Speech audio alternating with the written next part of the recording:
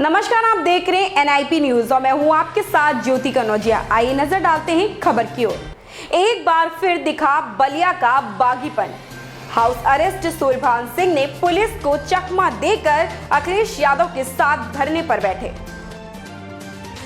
बलिया को बागी यूं ही नहीं कहा जाता। यहाँ के लोगों ने अपनी बगावती तेवर से शासन और प्रशासन को समय समय पर एहसास भी करा दिया है। बलिया के सपाइयों ने एक बार फिर बगावती तेवर दिखाते हुए पहुंचे अखिलेश यादव के धरना स्थल पर। लखीमपुर खीरी कांड के बाद लखनऊ में अधिकांश विपक्षी दलों के बड़े नेताओं को हाउस अरेस्ट कर लिया गया, जिसमें बलिया के पूर्व मंत्री नारद राय के साथ ही बैरिया के वरिष्ठ सपा नेता सूर्यभान सिंह भी थे। सूर्यभान सिंह को लखनऊ पुलिस ने हाउस अरेस्ट कर लिया। उनके आवास पर दर्जनों पुलिस के जवानों की तैनाती कर दी गई थी।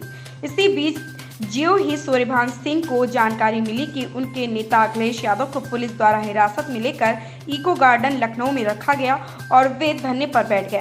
बस क्या था, उन्होंने पुलिस को चकमा देकर अपने आवास से बाहर निकल गए और धरना स्थल पर पहुंच गए और सपा मुखिया अखिलेश यादव के साथ धरना पर बैठ गए, जहां पुलिस ने एक बार फिर उन्हें गिरफ्तार करने की कोशिश की, लेकिन वे पुलिस के हाथ नहीं लगे।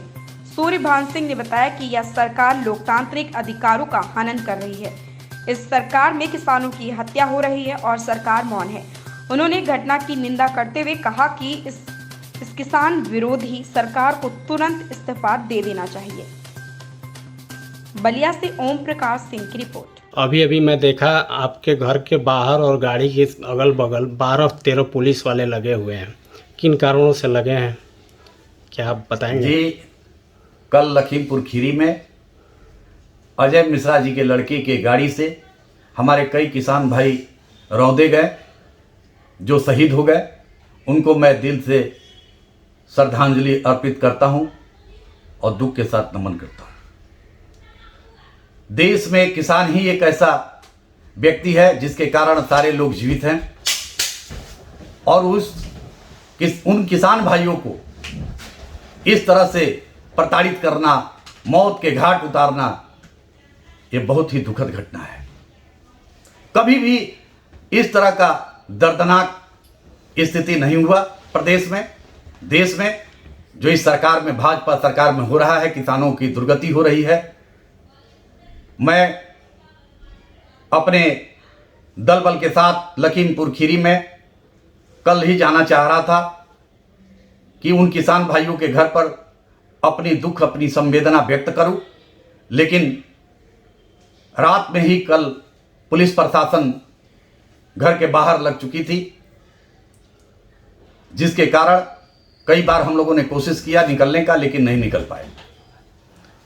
मैं ये कहना चाहता हूं कि आज हमारे राष्ट्रीय अध्यक्ष जी भी धरना पे बैठे हुए हैं।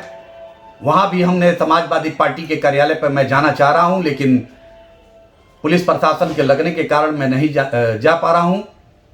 लेकिन मैं इतना जरूर बताना चाहता हूं कि किसान और एक एक व्यक्ति अब जागरूक हो चुका है।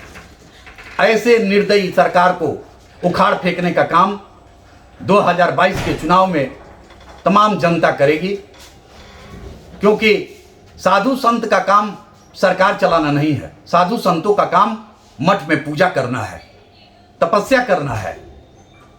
बांझ क्या जाने पीड़ा की हाल, जिसके पैर में बेवाय नहीं फटा वो क्या जानेगा दर्द। उसी तरह जिसका कोई आल औलाद नहीं है वो दूसरे का पीड़ा क्या समझेगा, वो सरकार कैसे चलाएगा। यह बहुत ही सोचनीय विषय है। मैंने पहले भी एक पत्र लिख करके दिया है प्रधानमंत्री जी को कि सत्ता की कुर्सी पर अगर साधु संत बैठ जाए तो उस प्रदेश का दुर्भाग्य है, वह प्रदेश नहीं चल पाएगा। इसलिए सत्ता की कुर्सी पर खुशहाल व्यक्ति ही मुख्यमंत्री के कुर्सी पर शोभा देगा। 2012 में जैसे हम लोगों के माननीय अखिलेश जी सत्ता की कुर्सी पर बैठकर सभी को मान सम्मान देने का काम किए, और आज के कुर्सी पर बैठे हुए लोग किसानों की हत्या करा रहे हैं।